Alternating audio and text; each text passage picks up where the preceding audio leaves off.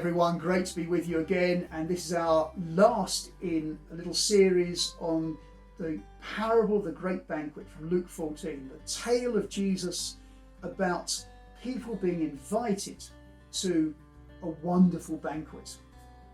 And we've looked at how some have insulted the master, how others have been drawn in, how God's grace overflows to everyone, and how the banquet is a symbol of the life to come. But at this point, it's maybe worth asking who really now will be there. How do you get in?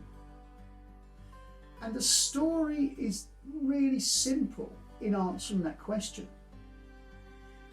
Everyone is invited. You simply have to accept the invitation.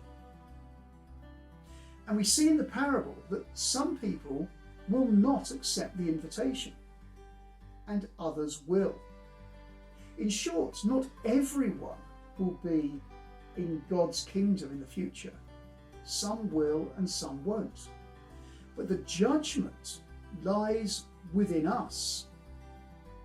Will we accept or not? The invitation is free. The card, if you like, is posted. We simply have to say, yes, I'm happy to come. But why wouldn't people do that? Why wouldn't they? Why did Jesus tell this story in such a way that some clearly didn't want to come? Well, the main reason is, I think, that they refuse him. And they refuse things about him. And we see this in his ministry again and again. First of all, they wanted a military Messiah who would go and conquer the whole area so that they could live in peace. But Jesus says that's not the way. Don't expect a king who is in that way victorious. Don't expect someone who's going to conquer all the time. I'm a different kind of king. And they rejected him because they wanted that. And there are some Christians who, when they see that things don't go quite right and the victory, in inverted commas, they've been promised by some people didn't seem to be happening, they were suffering, or things were going wrong, reject Jesus. And then there are others who wanted him to continue doing miracles all the time. And he said, no, that's not the point. The idea is you follow me. And that following is sometimes hard and difficult. Now, he supplies all we need, do not misunderstand.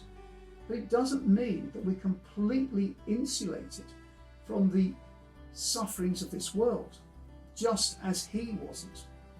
Again, some people rejected him for that reason.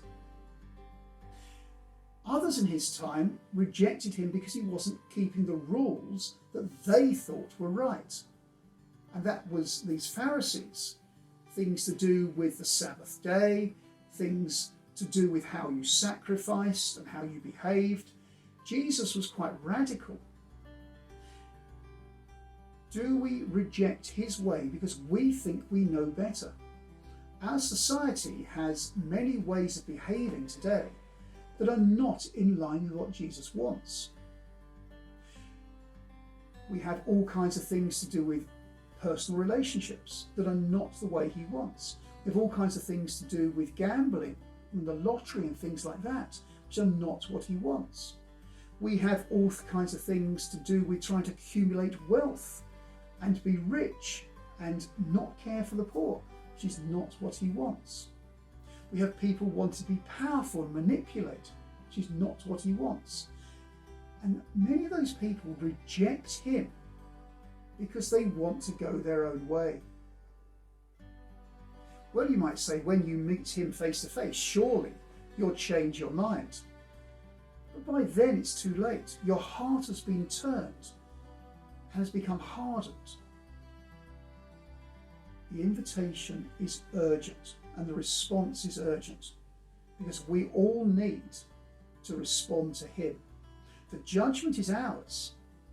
We need to make sure people know the invitation and respond and say, yes, I will come to the banquet because God is good, Jesus is wonderful, and the life to come will be fantastic.